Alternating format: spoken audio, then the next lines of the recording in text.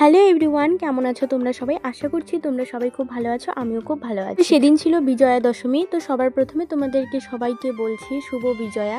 বড়দের আমার তরফ থেকে প্রণাম এবং ছোটদের জন্য অনেক অনেক ভালোবাসা।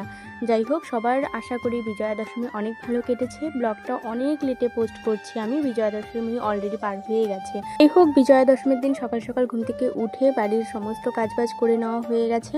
আর যেহেতু বিজয়া দশমীর দিন আমাদের বাঙালিদের প্রতিটা বাঙালিতে একটা করে পুজো হয়, সেটা হচ্ছে যাত্রা পুজো। সাথে আমরা ছোটরা বড়দেরকে প্রণাম করি এবং বড়রা ছোটদেরকে আশীর্বাদ করে, অনেক ভালোবাসায় ভরিয়ে ওঠে সেই দিনটা। তো সকালবেলা এগুলোই আর কি হচ্ছিল। বাড়িতে প্রথমে যাত্রা পুজো করা হলো। আমাদের এই বাড়ির নিয়ম, শ্বশুর বাড়ির নিয়ম, যাত্রা পুজোটা ছেলেরাই করে। তো আমি সব কিছু রেডি করে দিয়েছি উপোস থেকে। আর এখানে কিন্তু আমার শ্বশুরমশাই পুজোটা করেছে, শাশুড়ি মা আমাকে শিখিয়ে দিল এই বাড়ির কীভাবে নিয়ম করে পুজো করা হয় না হয়। যেহেতু সামনের বছর থেকে আমি আর আমার বর করব, তো সেই কারণে এবার কিন্তু খুব ভালো মতো আমি শিখে নিয়েছি। তো যাই হোক, এই বছর শ্বশুরমশাই আর শাশুড়ি মা আমাকে শিখিয়ে দিল, সামনের বার থেকে আমরা করব। তো এখানে দেখো পুজো টুজো হয়ে গেছে। সেই সময়ের ভিডিও ক্লিপগুলো তোমাদের সাথে শেয়ার করা হয়নি। এখন হচ্ছে আমরা যাত্রা পুজো করা হয়ে গেছে, ঘরের মধ্যে দেখতেই পাচ্ছ ফুল বাঁধছি। সেই ফুলটাই আর কি তোমাদের ফুল বাঁধার ভিডিওটাই তোমাদের সাথে শেয়ার করছি। আর তোমরা হয়তো বিশ্বাস করতে পারবে না, এই ভিডিও ক্লিপগুলো কে নিয়ে দিচ্ছিলো বলো তো? আমার শাশুড়ি মা। যেহেতু মা নাইটি পরেছিল, তো সেই কারণে মা ভিডিওতে আসতে চাইছিল না। মা বলছিল, দাও বৌমা ফোনটা আমাকে দাও, তুমি যাও, আমাকে ভিডিওতে আসতে বলছিল। শাশুড়ি মা কিন্তু এই ভিডিওগুলো করে দিয়েছে, ভীষণ ভালোভাবে ভিডিওগুলো করে দিয়েছে। আমি ভাবতেই পারিনি এত সুন্দর ভিডিও করবে। যখন আমি এডিট করতে এসেছি, ভিডিও করার পর তো আমার চেক করা হয়নি কিভাবে ভিডিও করেছে না করেছে। এডিট করতে আসার টাইমে দেখি যে না, খুব সুন্দরভাবেই ভিডিওগুলো করে দিয়েছে। তো আমাদের সবগুলো ঘরের মধ্যেই বাঁধা হয়ে গেছে। তারপর কলের মধ্যে যেহেতু বাঁধতে হয়, কলবারের মধ্যে বাঁধতে হয়, সেগুলোই আর কি বাঁধাবাঁধি করেছি। তো এইদিকে আজকে যেহেতু আড়াইটার দিকে শেষ হয়ে যাবে বিজয়া দশমীর পুজোটা, তো সেই কারণে আমরা কিন্তু ওই লগ্নটা থাকাকালীনই মাকে বরণ করব। আজকে আর আমার শাশুড়ি মা কোনো রকম রান্নাবান্নার ঝামেলা আমাকে দেয়নি, রান্নাবান্নাগুলো শাশুড়ি মাই করছে। আর এইদিকে আমি ছোদিদির সাথে চলে এসেছি মন্দিরে। সেদিন অষ্টমীর ব্লগে হয়তো তোমরা দেখেছো এই মন্দিরটা, মন্দির বলতে এটা হচ্ছে একটা ক্লাব।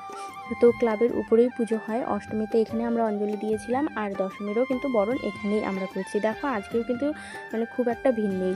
আর বড়দিদি তো আমাদের বাড়িতে এসেছিল, অষ্টমীর দিন এসেছিল। অষ্টমীর দিন সকালে, অষ্টমী, নবমী, এই দশমী আজকে সকালবেলা ভোরের ট্রেনে নয়, 10টার ট্রেনেই কিন্তু আলিপুরে চলে গেছে। তো সেই কারণে আমাদের সাথে কিন্তু বড়দিদি নেই। সেদিন ছোটদিদি ছিল না, বড়দিদি ছিল। আর আজকে ছোটদিদি রয়েছে, বড়দিদি নেই। তাই আমি বলছিলাম আর কি, বড়দিদিকে মিস করছিলাম খুব। তো এখানে দেখো আমি এসেছি, ছোদ্দি এসেছে, ছোদ্দির ননদ এসেছে। এটা একটা ভাস্তি, পাশের বাড়ির ভাস্তি। তোমরা এর আগেও একটা ভিডিওতে ওকে দেখেছো, একটা নয় 2-1টা ভিডিওতে দেখেছো। তো ওই আর কি এখানকার ভিডিওগুলো করে দিচ্ছিল। আর আমি যখন বরণ করতে এসেছি, তখন আমি তো কিছুই জানতাম না কিভাবে কি করতে হয় না করতে হয়। শাশুড়ি মা যদিও সব কিছু শিখিয়ে দিয়েছে, বাড়িতেই বলে দিয়েছে। শাশুড়ি মাকে জোর করা হয়েছিল, চলো তুমি, কিন্তু মা কিছুতেই আসতে রাজি হলো না। তো সেই কারণে আমি দিদির সাথে এসেছি। মা বাড়িতেই সব কিছু আমাকে শিখিয়ে দিয়েছে। তো এখানে আসার পর কিন্তু দিদি আবার সব কিছু বলে দিচ্ছিল, আমি সব কিছু করে নিচ্ছিলাম। প্রথমে মাকে ওই যে পানের পাতাটা দিয়ে গালে মুখে সুন্দরভাবে ছোঁয়াতে হয়, তারপর পিছন দিক দিয়ে ঢিল দিতে হয়, ওইভাবে আর কি বলে দিচ্ছিল, আমি করছিলাম। যেহেতু বিয়ের পর এটা আমার প্রথম বিজয়া দশমীর ঠাকুর বরণ করা, তো সেই কারণে একটু অসুবিধা হচ্ছিল। হয়তোবা সামনের বার থেকে আর অসুবিধা হবে না। আর যা আমাকে নিতে বলেছিল শাশুড়ি মা, যেমন করে বলেছে তেমন করেই করেছি। আর আজকে যে শাড়িটা পরেছি সেটা কিন্তু আমার অধিবাসের শাড়ি। তোমরা অনেকেই দেখেছো আমি অধিবাসী যে ভিডিও শ্যুট করেছিলাম, ফটোশ্যুট করেছিলাম, এই শাড়ি আর এই ব্লাউজ। তো অনেক দিন থেকেই ভেবে রেখেছিলাম বিজয়া দশমীতে এরকম একটা লুক ক্রিয়েট করব। তো আধা ঘন্টার মধ্যেই কিন্তু সুন্দর এই মেকআপটা করে নিয়েছি, একদম লাইট ওয়েটের মধ্যে হালকা পাতলাভাবে এইভাবে করে নিয়েছি।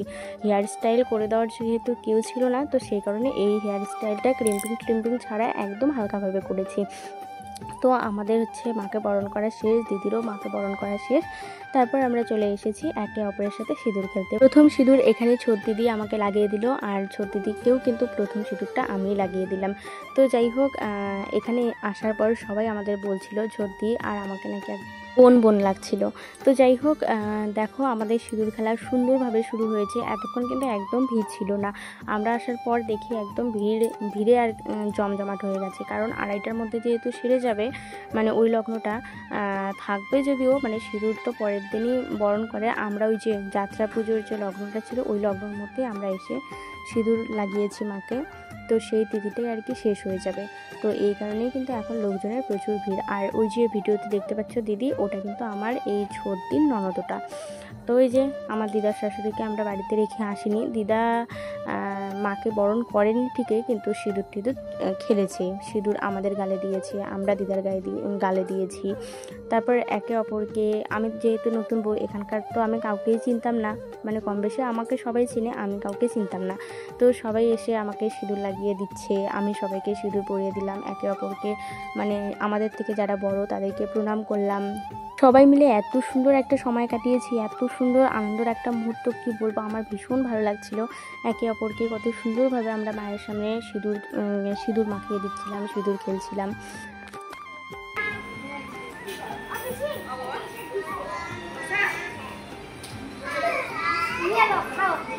যাই হোক, বিয়ের পর পুজোটা কিন্তু আমার বেশ ভালো কেটেছে। সবাই মিলে আমাকে যতটা পেরেছে আনন্দ খুশি দেওয়া যায়, সবসময় সবাই কিন্তু ততটাই খুশি রাখার চেষ্টা করেছে আমাকে। তো যাই হোক, আমিও অনেক খুশি ছিলাম পুজোর এই কয়টা দিন। বিশেষ করে বর সবসময় অনেক বেশি খুশি রাখার চেষ্টা করেছিল। বর, শ্বশুর, শাশুড়ি, ছোটদি, বদ্দি সবাই অনেকটাই খুশি রাখার চেষ্টা করেছিল। মানে সবাই মিলে একসাথে অনেক মিলেমিশে আনন্দ করেছি, খুব ভালো লেগেছে। সত্যি কথা বলতে বছরের দিন এই জিনিসগুলোই সব থেকে বেশি ভালো লাগে। খাই না খাই সবাই মিলে একসাথে হব, একসাথে এই সুন্দর জিনিসগুলো অনুভব করব। মানে দেখো কত সুন্দর একটা জিনিস অনুভব করছিলাম আমরা। তো এই জিনিসগুলো আমার ভীষণ ভালো লাগে, সবাই মিলে মিলেমিশে একসাথে থাকতে, একসাথে একে অপরের সাথে আনন্দ ফুর্তি করতে। যেহেতু আমি আগের থেকে একটু চঞ্চল টাইপ মেয়ে, চঞ্চল আবার আনন্দ ফুর্তি করতে কিন্তু ভীষণ পছন্দ করি। তোমরা যারা আমার ব্লগ দেখো তারা অলরেডি জানোই। তো যাই হোক, এখানে তো আমাদের সিঁদুর খেলা হয়ে গেছে। তারপর এখন আমরা সবাই মিলে যাব মহামায়ার পাটে। তো মহামায়ার পাটে যাওয়ার পর সত্যি কথা বলতে এখানে যতটা খুশি লাগছিল, ওখানে গিয়ে কিন্তু মনটা অনেক বেশি খারাপ হয়ে গিয়েছিল। কেন খারাপ হয়ে গিয়েছিল তোমরা দেখতেই পারবে একটু পর। তার আগে চলো হাতের মধ্যে এই দশমীর সুতো বেঁধে নেই। ছোটোর থেকে বড় হয়েছি, প্রত্যেক বছর দশমী কাটিয়েছি আমি আমার মামা বাড়িতে, 2-1 বছর কাটিয়েছি আমাদের পাড়ার পুজোতে, মানে আমার বাবার বাড়ির পাড়ার পুজোতে। তো যাই হোক, মামার বাড়ির বিসর্জনটা ভীষণ মিস করছিলাম, কারণ নিগমনগর ঘাটপাড়ে আমার মামার বাড়ি, ওখানে দশমী ভীষণ ভালো হয় আর আমরা খুব আনন্দ করতাম। আর আমাদের পাড়ার যে পুজোতে ছিলাম সেখানেও দশমী ভীষণ ভালো হয়, তো সেখানেও অনেক আনন্দ কাটিয়েছিলাম। মানে সেই জিনিসটা এখানে অনেক বেশি মিস করছিলাম ঠিকই, কিন্তু তবু মনে হচ্ছিল যে না, ঠিক আছে, এখন তো বিয়ে হয়ে গেছে, বিয়ের পর তো মেয়েদের পরিবর্তন হতেই হয়। সারা জীবন তো আর মেয়েরা আইবুড়ো থাকে না, আইবুড়ো অবস্থায় তাদের মানে আনন্দ ফুর্তির ভঙ্গি সব কিছুই আলাদা, বিয়ের পর সব কিছু আলাদা। তো এখানে আসার পর দেখি, একটু আগে যে বললাম মন খারাপ হয়ে গেছে, এখানে আসার পর দেখি এখন কিন্তু বেলা হাইয়েস্ট 3:30 হবে, তখনই কিন্তু মাকে গাড়িতে উঠানো হচ্ছে। তো এই জিনিসটা দেখে মনটা ভীষণ খারাপ হয়েছে। এই দিনগুলোর জন্য তো দেখো কত তাড়াতাড়ি পুজোটা আসলে, আবার কত তাড়াতাড়ি চলে যাচ্ছে। মাকে যখন বিসর্জনের জন্য গাড়িতে উঠানো হচ্ছে, এই জিনিসটা দেখে সত্যি কথা বলতে মনটা এমনিই খারাপ হয়ে গেছে, চোখের কোণে এমনিই জল চলে আসছে। এত সুন্দর এই কয়েকটা দিন এত আনন্দ অনুভব করে আমরা কাটালাম, সব শেষ, আবার অপেক্ষা 365 দিনের। তো যাই হোক, এখানে তো বড় মার গালে সিঁদুর ছোঁয়ানো হলোই না, তো পায়ের মধ্যে ছুঁয়েছি সবাই মিলে। তো ওই যে মাকে গাড়িতে উঠানো হচ্ছে, আর যেহেতু আকাশটা ভীষণ খারাপ ছিল, বৃষ্টি নামবে মনে হচ্ছিল। আর দশমীর বিসর্জনে কিন্তু প্রচুর বৃষ্টি হয়েছিল এই বছর। তো তারপর যাই হোক বাড়িতে গিয়েছি, আর কোনো রকম ভিডিও কন্টিনিউ করা হয়নি। কেমন লাগলো ব্লগটা জানিও তোমরা সবাই।